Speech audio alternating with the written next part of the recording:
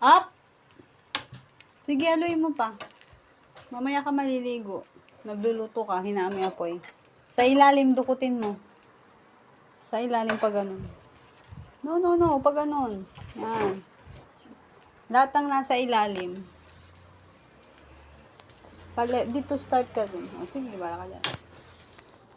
Hindi ka kasama sa video. Kasi nga, di ba, introvert ka. Kami extrovert. We are loud. Ni Adam. And you are? Introvert pagdating sa school, kakaiba. Pag sa school, syempre, hindi naman pwedeng, ewan ko.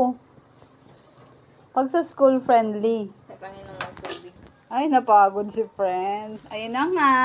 Sabi niya, gawin daw naming fried rice. Luto kaya tong hipon, anak ko? Ewan. Naluto sa loob. Takpan mo na lang para mag-ano siya, mag-steam. Nilagyan mo na asin. Opo.